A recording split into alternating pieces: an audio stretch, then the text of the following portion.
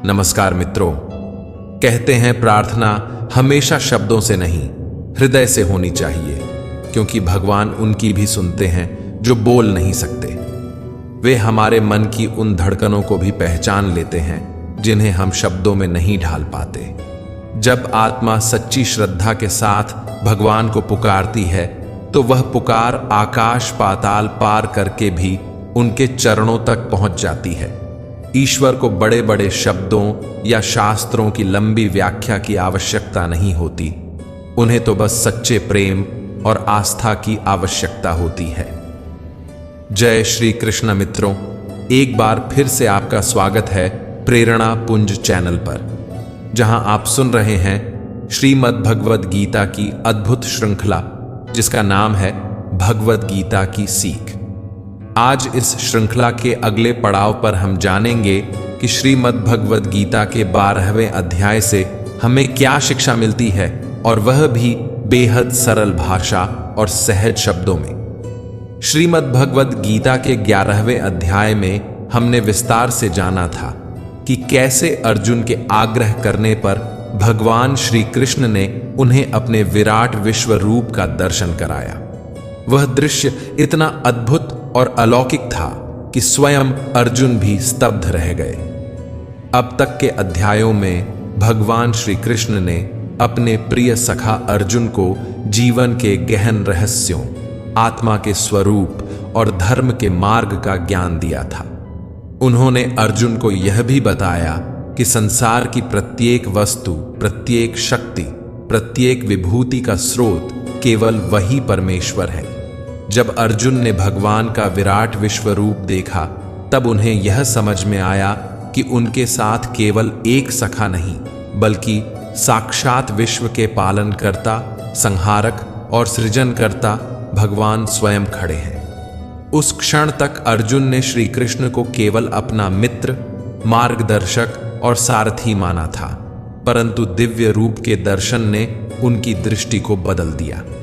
अब अर्जुन के हृदय में यह अनुभव स्थायी रूप से बैठ गया कि प्रभु उनके जीवन के प्रत्येक क्षण में साथ हैं। यही कारण है कि गीता के संवाद में अर्जुन के मन में बार बार श्रद्धा, विनम्रता और कृतज्ञता का भाव उमड़ता है। अर्जुन वास्तव में प्रेम और अनुराग का प्रतीक है। उनका संबंध भगवान से केवल युद्ध भूमि का संवाद भर नहीं था, बल्कि आत्मा और परमात्मा का मिलन था। जब आपके हृदय में प्रभु के प्रति अटूट प्रेम, गहन श्रद्धा और निष्काम भक्ति जागृत होती है, तब आप भी अर्जुन जैसी स्थिति को प्राप्त कर सकते हैं। तब भगवान स्वयं आपको अपना अनन्य सखा मानते हैं और अपने गूढ़तम रहस्यों को प्रकट करते हैं। अब हम आते हैं श्रीमद् भगवद गीता के 12वें अध्याय पर। यह अध्याय अत्यंत विशेष है क्योंकि इसमें भगवान श्री कृष्ण ने भक्ति योग की महिमा का विस्तार पूर्वक वर्णन किया है। यहाँ वे बताते हैं कि अनेक साधनाओं जैसे ज्ञान योग, कर्म योग और ध्यान योग में भी यदि कोई साधना सबसे सरल और सर्वश्रेष्ठ है तो वह है भक्ति मार्ग। भक्ति केवल पूजा पाठ का नाम नहीं बल्कि हृदय की उस गहन अनुभूति का नाम है जहां साधक प्रभु में पूर्ण रूप से समर्पित हो जाता है। इस अध्याय में भगवान स्पष्ट करते हैं कि भक्ति का मार्ग अपनाने वाला भक्त न तो किसी कठिन साधना से बंधा होता है और न ही उसे किसी बाहरी प्रमाण की आवश्यकता होती है। उसका प्रेम, उसकी निष्ठा और उसकी श्रद्धा ही उसे परमात्मा तक पहुंचा देती है। भक्ति मार्ग में कोई छोटा या बड़ा नहीं होता, यहाँ केवल भावनाओं की शुद्धता मायने रखती है।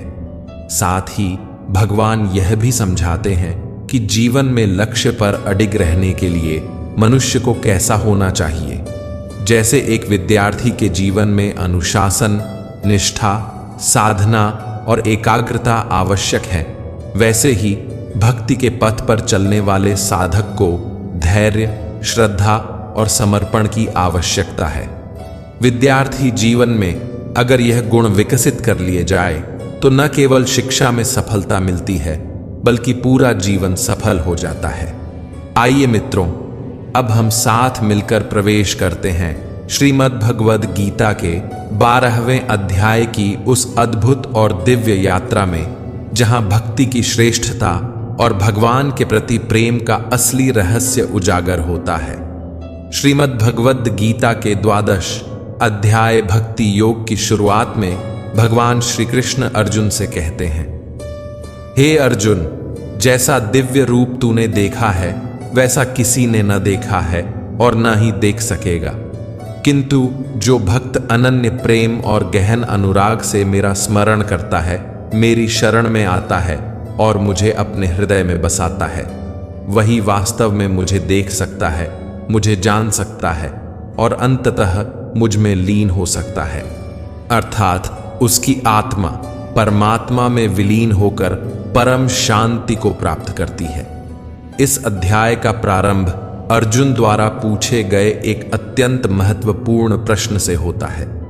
अर्जुन विनम्र भाव से श्री कृष्ण से कहते हैं, हे प्रभु, योगियों में आप किन्हें श्रेष्ठ मानते हैं? उन्हें जो आपके साकार स्वरूप की आराधना करते हैं या उन्हें जो निराकार ब्रह्म की उपासना में लीन रहते हैं? भगवान श्री कृष्ण बड़े स्पष्ट भाव से उत्तर देते हैं, अर्जुन, दोनों ही मार्ग अंततः मुझ तक ही पहुंचाते हैं, लेकिन मेरे लिए जो भक्त साकार रूप में प्रेम पूर्वक पूजा करता है, मेरी शरण लेकर अपने कर्म, मन और बुद्धि को मुझे अर्पित करता है, वह मेरे लिए श्रेष्ठ योगी है, क्योंकि निराकार ब्रह्म की साधना मायाबद्ध जीवों के लिए अत्यंत कठिन है। वह मार्ग कठिन तपस्या, गहन वैराग्य और दृढ़ आत्मबल की मांग करता है, जबकि मेरा साकार स्मरण और प्रेममयी भक्ति साधकों के लिए सहज, सरल और हृदय स्पर्शी है। भगवान आगे समझाते हैं कि जो भक्त अपने समस्त कर्म मुझे अर्पित करता है, अपने मन और बुद्धि को निरंतर मुझ में स्थिर करता है, वह बहुत शीघ्र जन्म मरण के बंधन से मुक्त होकर परम शांति और मोक्ष को प्राप्त करता है। इसलिए हे अर्जुन, तू अपनी बुद्धि और अपना चित्त मुझे समर्पित कर, अपने मन को केवल मेरी प्रेममयी भक्ति में एकाग्र कर। किंतु भगवान यह भी स्वीकार करते हैं कि ऐसा प्रेम और इतनी दृढ़ एकाग्रता हर साधक के लिए तुरंत संभव नहीं है। सभी आत्माएं एक ही अवस्था में नहीं होती, इसलिए वे एक एक सीढ़ी बताते हैं। यदि कोई साधक सीधे सीधे अपने मन को भगवान में स्थिर नहीं कर पाता, तो उसे अभ्यास योग अपनाना चाहिए। निरंतर अभ्यास से धीरे धीरे मन की चंचलता शांत होती है और वह भक्त परमात्मा में स्थिर हो पाता है। भक्ति कोई रहस्यमय उपहार नहीं है जिसे केवल कुछ विशेष लोग ही पा सकें। भक्ति एक ऐसी साधना है जिसे निरंतर प्रयास और दृढ़ निश्चय से पोषित किया जा सकता है। यह हृदय की गहराई से उत्पन्न वह प्रेम है जिसमें साधक धीरे धीरे अपनी आत्मा को परमात्मा में विलीन करता है। भगवान श्री कृष्ण अर्जुन को समझाते हैं कि यदि वह तुरंत अपने मन को पूर्णतः भगवान में स्थिर नहीं कर सकता, तो उसे हतोत्साहित होकर पीछे नहीं हटना चाहिए, क्योंकि भक्ति का मार्ग कठिन अवश्य है, परंतु असंभव कभी नहीं है। वे कहते हैं, यदि अर्जुन अपने मन को संपूर्ण रूप से उनमें एकाग्र नहीं कर सकता, तो उसे निरंतर अभ्यास के द्वारा उस स्थिति को पाने का प्रयास करना चाहिए। अभ्यास ही साधना की कुंजी है। यदि यह भी संभव न हो, तो उसे कम से कम अपने कर्तव्यों को केवल भगवान की प्रसन्नता के लिए निभाना चाहिए। यही निष्काम कर्म योग है। और यदि यह भी कठिन प्रतीत हो, तो श्री कृष्ण एक और सरल मार्ग बताते हैं, अपने सभी कर्मों के फलों का त्याग। जब मनुष्य अपने कर्मों के परिणामों की चिंता किए बिना उन्हें भगवान को समर्पित करता है, तभी वह वास्तविक शांति और स्वतंत्रता का अनुभव करता है। श्री कृष्ण एक क्रम बताते हैं। लौकिक कर्मों से श्रेष्ठ है ज्ञान अर्जन करना। ज्ञान से भी श्रेष्ठ है ध्यान, जिसमें साधक अपनी चेतना को परमात्मा में स्थिर करता है। और ध्यान से भी श्रेष्ठ है कर्मों के फलों का त्याग, क्योंकि यह त्याग तुरंत साधक को परम शांति के मार्ग पर ले जाता है। यहीं पर श्री कृष्ण अपने प्रिय भक्तों के अद्भुत गुणों का भी वर्णन करते हैं। ऐसे भक्त जो विनम्र, दयालु, क्षमाशील, अहंकार रहित और परम प्रेम में स्थिर होते हैं, वे भगवान को अत्यंत प्रिय होते हैं।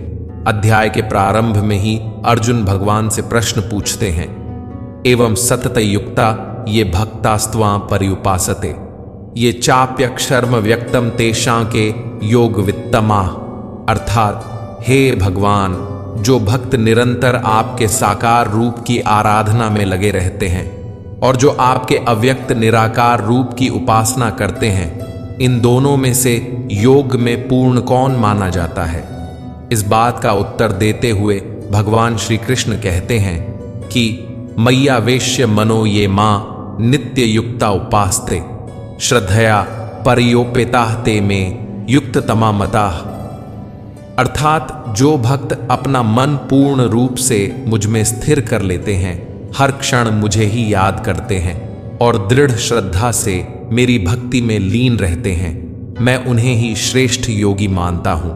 भगवान स्पष्ट करते हैं कि साकार रूप की उपासना करना साधारण जीवों के लिए अधिक सरल और सहज है, क्योंकि जब भक्त किसी मूर्ति, चित्र या मेरे सगुण रूप के माध्यम से भक्ति करता है तो उसका हृदय जल्दी पवित्र होता है और उसका मन भी शीघ्र एकाग्र होता है। ऐसी भक्ति से वह भक्त मुझे शीघ्र प्राप्त कर लेता है।